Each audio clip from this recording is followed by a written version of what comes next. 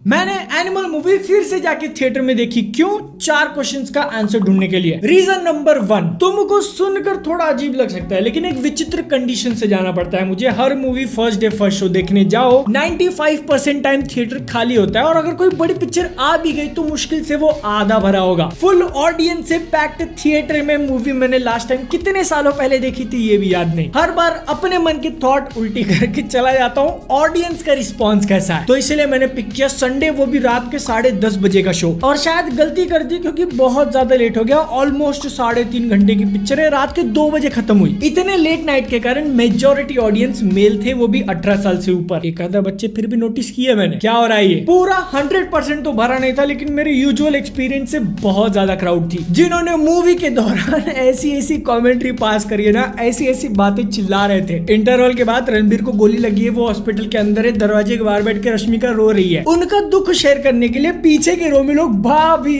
भाभी करके रोए जा रहे हैं।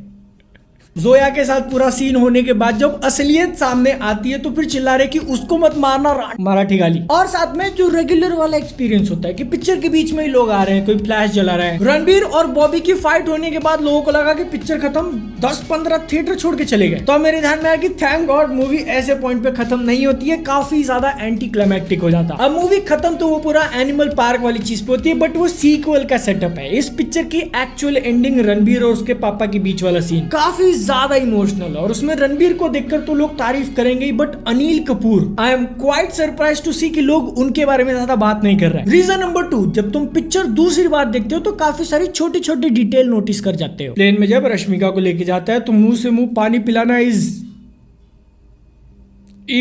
मतलब पहली बार भी नोटिस किया था, बट सेकंड टाइम वो उतना ही वियर्ड लगा। रश्मिका की बात कर रहे तो उनका पिक्चर में जो आए बहुत फनी एक सीरियस वाले सीन में इस लेजेंडरी मीम को टक्कर दे देता है। एक छोटी सी डिटेल जो तुम शायद मिस कर गए होगे कि वो जो हॉलवे वाला पूरा फाइट सीन है जिसमें डैडी मशीन गन है, वो उसके जीजा को मारने के अगले ही दिन होता है। जमीन पे गला दबा के मार दिया, फिर रात को बीवी से बात करता है कि शावर में करे या सोफा पे। नीचे बच्चे सो रहे हैं लेकिन सुन सब रहे हैं। उसके अगली ही सुबह अंडरवेयर रैश होने वाली कंप्लेन करता है, फिर धोती पहन के ठाए ठाए ठाए। पहली बार में नोटिस क्यों नहीं होता? क्योंकि इन सब के बीच में एक बहुत लंबा वाला फ्लैशबैक डाल दिया जिसमें उसके बाप को गोली लगती है तो वो बाहर से आता है, पिंड में जाके भाइयों को इकट्ठा करने से लेकर बाप का बॉडी टेबल तैयार करने तक। लेकिन मैंने नहीं सोचा था कि अनिल कपूर को धीरे धीरे से मेरी जिंदगी में आना गाते हुए सुनूंगा। रणबीर कपूर का कैरेक्टर एक लाइन मारता है जो कि सुनी और मैंने फटाक से नोट करी। सैडेस्ट पार्ट दीदी, you shared your love with a criminal. Hypocrisy की भी कोई सीमा होती है भाई, खुद क्या कर रहा है वो। मॉरली फ्लॉड मूवी है। इसके मेन कैरेक्टर से मैं बहुत सारी बातों पे अग्री नहीं करता हूँ। इवन उसके फादर अनिल कपूर, जिस तरीके से उन्होंने अपने बच्चे को ट्रीट किया, अपनी वाइफ को ट्रीट करते हैं, ऐसा किसी को नहीं करना चाहिए। बट रिलीज के बाद जो पूरा डिबेट चला है उसमें मेरे 2 शीट्स ऐसे हैं कि मेरे लिए सिर्फ ये एक मूवी है, कोई भी based on a real story नहीं है, तुमको हिस्ट्री सिखाने की कोशिश नहीं करती, किसी की बायोपिक नहीं है, इट्स अ फिक्शन। और फिक्शन के अंदर दिखाया हुआ कैरेक्टर हर बार 100% मॉरली करेक्ट हो ऐसा मैं एक्सपेक्ट नहीं करता। एक मूवी के तौर पे काफी सारी चीजें जिन्होंने मुझे हुक करके रखा, मुझे देखने में मजा आया। उसी के सामने आई डू नॉट अग्री जो कुछ पॉइंट्स ये मूवी अपने सामने रखती है। मजे की बात कि कुछ लोग फेयर कर रहे थे कि ये सोसाइटी के ऊपर गलत इंप्रेशन डालेगा, बट जस्ट लाइक जोकर लोग किसी और ही मूवमेंट को पकड़कर उसका क्रेज चढ़ा रहे हैं। बॉबी की एंट्री वाला सीन और उसके पीछे जो गाना बज रहा है उनके आने से पहले ही बजने लगता है और लोग चिल्लाना चालू। मेरे सामने तो ऐसा रील भी आया जिसमें एक एनिमल उस गाने के अंदर मौजूद सारे महिलाओं के इंस्टाग्राम आईडी शेयर कर रहा है। बॉबी की तीनों वाइफ जो गाना गा रही है वो खुद, उसके लेफ्ट में कौन खड़ी है, उसके राइट में कौन खड़ी है, राइट के राइट में कौन खड़ी है। क्या ऐसे जानवर निकाल रही है पिक्चर? छोटा सा जानवर तो मेरे अंदर भी है। जब जोया का सीन आने वाला था मैंने नोटिस किया घड़ी में रात के 1:15 हो रहे, मेरी आंखें थोड़ी जलने लगी थी, इसीलिए वो मोमेंट आने से पहले मैंने 2 मिनट बंद रखा ताकि उस टाइम पे मुझे पलके नहीं झपकानी। क्या मैं भी दरिंदा हूँ? रीजन नंबर 3 की जब तुम कोई मूवी दूसरी बार देखते हो तो उसके मिस्टेक्स और भी ज्यादा एविडेंट हो जाते हैं। इंटरवल से पहले जो पूरी गन वाली फाइट दिखाई है और उसको एक मराठी सॉन्ग के साथ पेयर करने की कोशिश was not a good decision. It was shot well but editing में उसको खराब कर दिया, क्योंकि उसके बाद अर्जुन वैली जब बचता है, कुल्हाड़ी वाला पूरा fight sequence, that was really good. Can you believe कि जब इसका टीजर आया था और अपने को उसकी झलक दिखाई थी तो बहुत सारे लोग बोल रहे थे कि ये पिक्चर में होगा ही नहीं, टी सीरीज के ऑफिस में शूट किया सिर्फ प्रमोशन के लिए। बॉबी देओल को बहुत ज्यादा अंडर यूटिलाइज किया, इसकी बहुत बड़ी प्रॉब्लम। उसके भाई तक को ठीक से सेटअप नहीं किया और डायलॉग्स बहुत बार अनक्लियर हैं। रश्मिका इसकी प्राइम सस्पेक्ट, लेकिन बाकी कैरेक्टर्स के भी कुछ सुनाई नहीं देते। रीजन नंबर 4, क्या एनिमल मूवी की रीवॉचेबिलिटी है?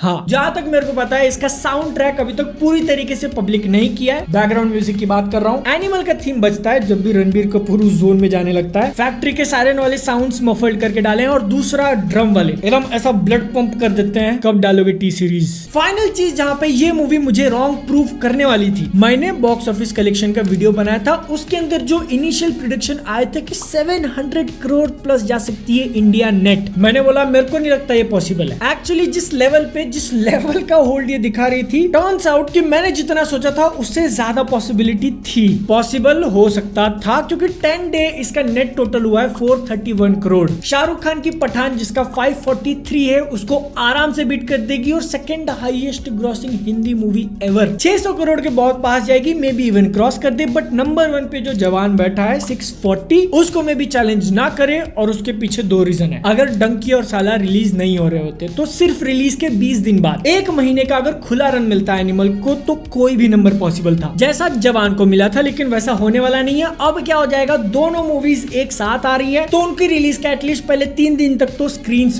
बहुत ज्यादा कम हो जाएंगे एनिमल के। और अगर ये दोनों ही आने वाली मूवीज अच्छी निकल गई फिर तो बड़ा लॉस एक्सपेक्ट करो। इनफैक्ट अगर दोनों डंकी सालार में से एक भी अगर आ रही होती ना फिर भी मैनेजेबल होता। लेकिन तुम एल्गोरिदम वाले किस्मत के भरोसे मत बैठना। इस वीडियो के अंदर 5 मस्त वेब सीरीज का नाम बताया, check this out. Okay bye, जाओ।